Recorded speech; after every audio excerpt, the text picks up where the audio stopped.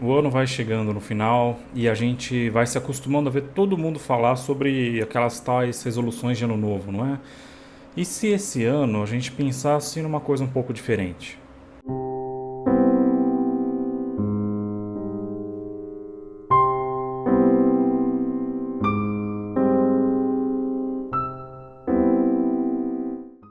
Sempre que o ano chega no final, o nosso foco é sempre no próximo ano que está para vir, né? Está chegando o final de 2016. Tá todo mundo pensando o que vai ser de 2017. Tá todo mundo olhando para 2017, fazendo promessas, fazendo resoluções de ano novo sobre 2017. Ninguém gosta de ficar olhando para trás, para o que passou, para o ano que foi embora, para 2016. Principalmente 2016, né? Muita gente diz que foi um ano terrível. E aí vem aquela frase, né? Eu não vou ficar olhando para trás, eu não vou ficar pensando em 2016 porque quem vive de passado é museu. E essa frase ela tem um potencial para ser estúpida muito grande. Eu entendo a ideia por trás da frase. As pessoas falam isso porque elas não querem ficar presas no passado e não conseguirem tocar para frente a vida. Ficarem só remoendo coisas do passado, se arrependendo e não andarem para frente. Tudo bem, é verdade, isso não é uma coisa boa. Mas por outro lado, a gente tem a tendência às vezes de rejeitar tudo o que está no passado. Olhar para o passado é um exercício que a nossa sociedade não vê com bons olhos. Quando você fala que quem vive de passado é museu, a conclusão lógica disso daí é que, já que eu não sou um museu, eu não vivo do passado. Isso é absolutamente mentira. Todo mundo vive do passado. O passado é parte integrante daquilo que você é. Basicamente, o que você é memória. Tudo aquilo que você sabe, tudo aquilo que você lembra, as pessoas que você ama, as pessoas que você detesta, tudo isso está associado à memória. Tudo isso está associado ao seu passado. Sem passado não existe identidade. A passagem do tempo vai formando uma erosão. E a gente é essa erosão. A gente é formado pela passagem do tempo. A passagem do tempo não é nosso inimigo. A gente não tem que pensar no tempo como uma coisa ruim. Essas datas que marcam os ciclos do tempo, elas são interessantes, né? Na verdade, a gente pensa no ciclo do tempo como se fossem círculos, né? Então você dá a volta, passou o ano e você volta para o mesmo lugar de novo. Nós estamos de novo no final de ano. A gente voltou para o mesmo ciclo e a gente está na mesma situação de novo. Mas não é assim. Na verdade, o tempo ele é muito mais uma espiral do que um círculo. A gente tem essas marcas dos ciclos que a gente tem na vida, mas cada vez que passa o ciclo e a gente volta para o mesmo ponto, a gente não está exatamente no mesmo ponto. A cada volta, a gente está um pouco mais longe do centro. A cada volta, a gente andou um pouco, né? Como dizia aquela frase do Johnny Walker, que eu via muito quando era adolescente e eu achava muito interessante, era o seguinte: voltar é uma ilusão, a gente está sempre indo. Se você acha que você está na mesma situação do que no ano passado, você não está. Porque simplesmente o ano passou e um ano foi embora. Então, se você está na mesma situação, você está um ano mais velho. Você está um ano à frente do que aconteceu o ano passado. E por isso que é bom olhar para o passado. Por que que a gente está hoje na situação que a gente está? Como 2016 levou a gente até esse ponto que a gente está agora? O que esse ano significou para você? Em vez de fazer resoluções de ano novo, de pensar em 2017 e fazer promessas para o futuro, lembra do passado, tenta entender, dá um significado para o que aconteceu nesse seu ano que passou. Tenta entender por que esse ano se movimentou do jeito que se movimentou. Por que você veio parar nessa situação, nesse final de ano. E isso tanto uma situação boa quanto uma ruim.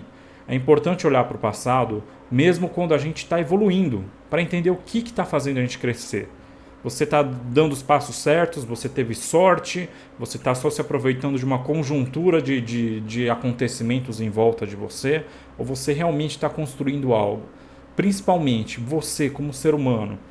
O que você se tornou esse ano de 2016? Você é a mesma coisa ou você se tornou uma pessoa diferente? Você se tornou uma pessoa mais magoada? Você se tornou uma pessoa mais marrenta? Você se tornou uma pessoa mais dura?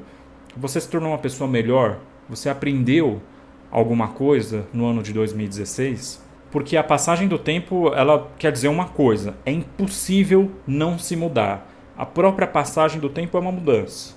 Se o tempo está passando, as coisas estão mudando.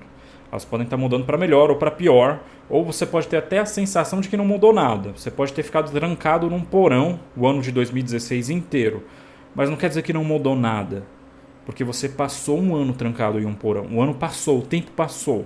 As coisas envelhecem com o tempo, as coisas se renovam com o tempo. O tempo torna a mudança algo inevitável. É importante olhar para trás, até de um ponto de vista bíblico. Quando a gente olha, a Bíblia ela se forma através de histórias, através do olhar do passado. Os conceitos sobre Deus, sobre ser humano, sobre relacionamento entre o humano e o divino são construídos na contagem de histórias, na narrativa de histórias.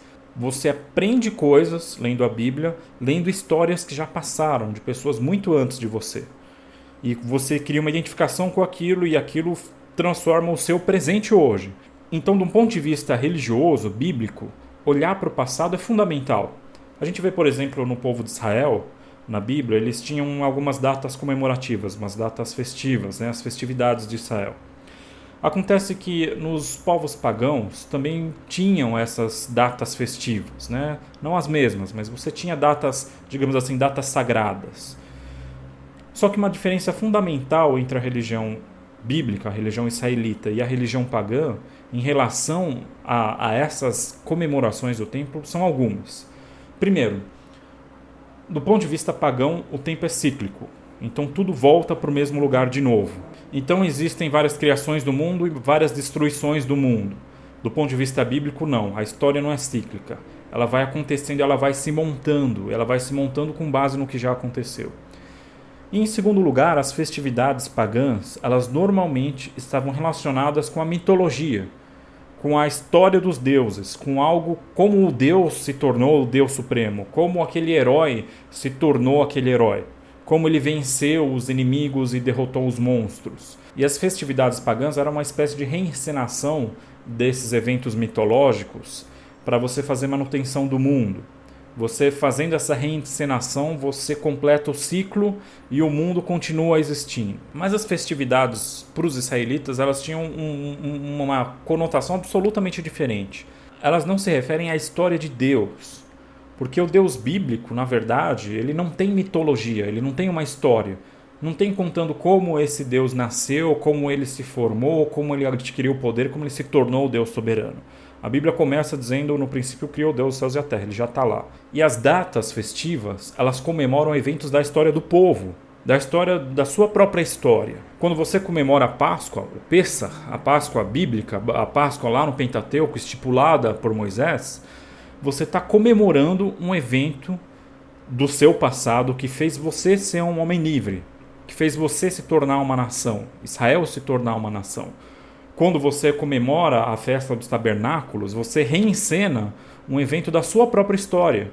Não para você dar um significado místico e fazer a manutenção do universo, mas para você pôr significado na sua história. Então, na festa dos tabernáculos, por exemplo, as pessoas viviam em tendas por uma semana, para elas lembrarem que elas andaram no deserto e viveram em tendas no deserto. Se você não olhar para o passado, você não sabe quem você é.